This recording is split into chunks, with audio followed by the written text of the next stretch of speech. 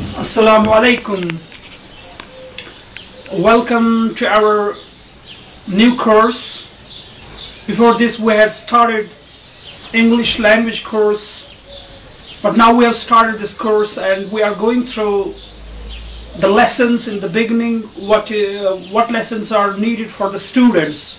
This is the Arabic course.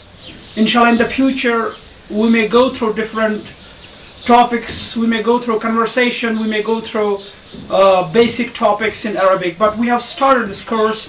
These are the lessons, these are the fundamental lessons. So today our lesson is possessives in Arabic language. Like in English language, you know all students that how we make the possessives in English language, the ownership, what we call in English. We can say, we can put S or apostrophe S to make the possessives there in English language, but in Arabic language we have something different. We have a different rule there in Arabic language, unlike English. So today's topic is possessives, that is al-mudhaf wal-mudhafalai. Mudhaf, mudhafalai. What we have, that is possessives. Mudhaf and mudhafalai. As you know that we have different forms of nouns like marfu, like mansub, and like majroor. So this is also one of the cases there in Arabic language where you see the noun which follows the first noun is always in the majroor form.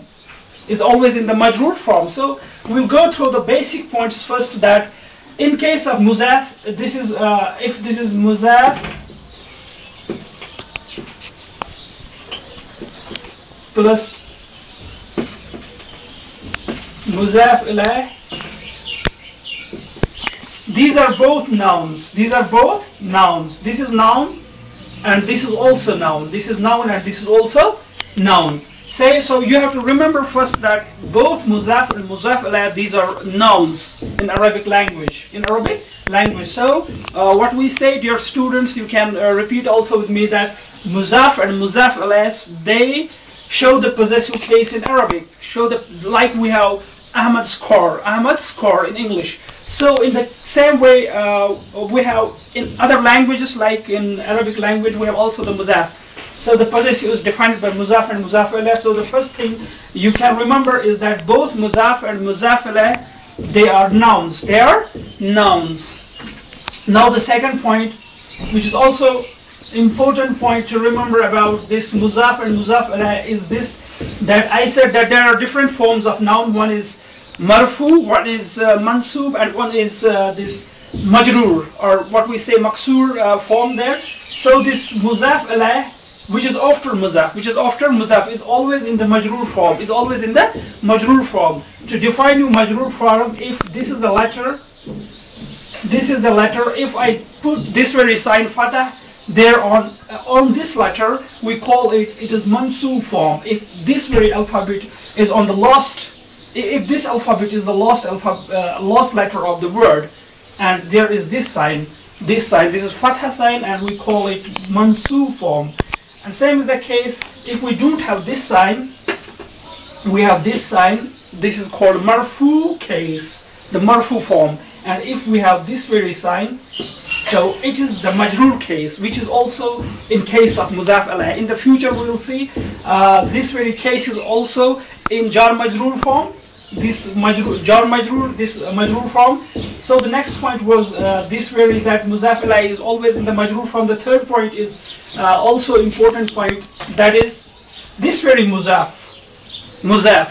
This is always, or you can say most of the times, or usually, we won't take the exceptions there in count when we are teaching language, when we are learning language. We can say this is always indefinite. This is always indefinite. And when we are talking about mudhafalai, this can be both proper as well as this can be common. Mudhafalai. So this was the third point, that you have to remember that this is indefinite, and that can be definite or that can be a common noun. But the fourth point, that's also important point that you have to remember, is this, that whenever we are taking the case of mudhaf, we don't put the definite article there. Definite article in Arabic is al, and in English we have the, as in Arabic we have al. We don't start the mudhaf with al, but we can start mudhafalai, which is what the form of definite that is started with al. So we'll put the example, we'll show the example here. See,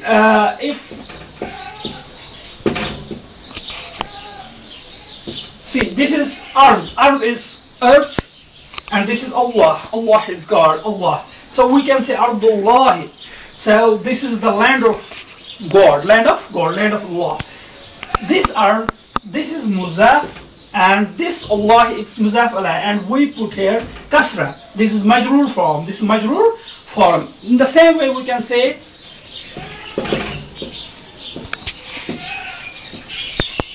Kitabullahi, Kitabullahi, the book of Allah, the book of Allah. If you are Urdu students, so many students from Asian countries, they can remember this, that whenever they are talking about mudhafalai, they will first say the mudhafalai in Urdu, and they can say mudhaf after this. Like we can say in Urdu, Allah ki kitab. So in Arabic, we have first mudhaf and then mudhafalai. So this is the majrur form again there. Kitabullahi, this shows the possession, the book of Allah, the book of Allah. Now the third case is this, what we asked about mudhafalai, that due to izafa, due to annexation, it possesses kasra, we put kasra there underneath the alphabet. Now the third case is this, that we don't have nunation. Nunation. So I will explain here what's nunation. This is dhamma, and whenever there are two dhammas there on the letter, we call it dun, and this is nunation. Or whenever two fathas are there, we call it dan, and whenever two kasras are there, we call it din. These are the nunations. In case of mudhaf, we don't have nunation. And whenever there is definite article al, we omit one dhamma, one kasra, or one fatha. So in both cases, whenever there is al with the word, we don't have nunation. Whenever there is mudhaf, it doesn't possess the nunation. So this was the third point. Now the fourth important point is this. In case of mudhafalai, so you can make different sentences, but you have to remember the rules for this. The fourth important point, we are talking now about duals. And duals, then we'll just go about the sound plurals. Duals, for example, we have, this is dual. Kitabani. Dual means two. In Arabic, it's musanna. Dual means two. Kitabani, two books. Whenever we have to make mudhaf alai case of duals, we omit this very noon. The same example is, we know another example. This is called yadaini. That means two hands. And now, if we have to make the sentence, So we will just remember the rule. This is yada plus, we omit this very noon plus mudhaf alai. It becomes the mudhaf alai in case of dual cases. So we can say yadallahi, the hands of Allah.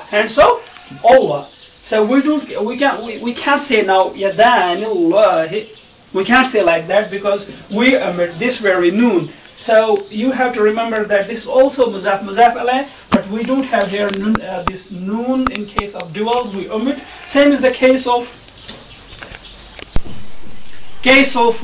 sound plurals. If we have, this is the khadimuna. This is the sound plural. As you know, sound plurals, in the future we'll go through the lessons there how to make sound plurals. We add noon and then we add fatha on it. This becomes sound plural. Khadimun, from khadimun it becomes khadimuna. So from muminun it becomes muminuna. So whenever there is sound plural, we again omit this, and then we add mudhafalai. Mudhafalai. Khadimuna, so this becomes khadimullah, or we can say khadimul maliki, or we can say khadimul watani. We can say khadimul watani, khadimul maliki. That means the servants of the king, the servants of the country. This is khadimullah.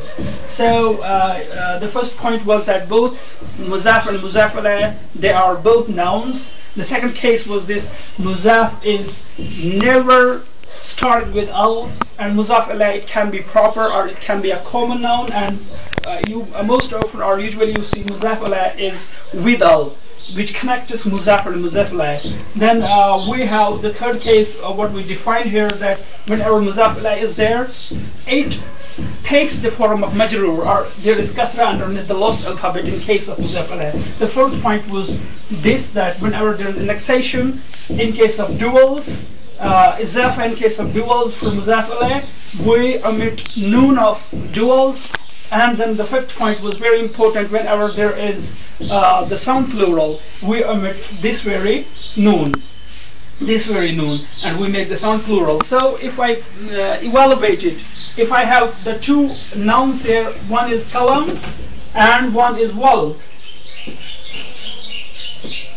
means boy, kalam and wal. So to make it possessives, to make it mudhafalai, we can say kalamul waladi. Kalamul, that means the pen of boy, or kitabul baladi, or kitabul mudarrisi, the book of the teacher, So dear students, this was the fundamental lesson about mudhaf and mudhafalai. We have also started our link, or we have started recently we have started now to upload our videos there on YouTube. Or we have also thought of sharing the videos there on the Facebook. So in advance you can note our address of Facebook, that is bukharihamid786@gmail.com. And in the future you may come across practice lessons also with my student as Farid Quraishi. He will be also delivering often he will be delivering the lectures. Those lectures we'll put under different category, that those are called these practice lessons to learn.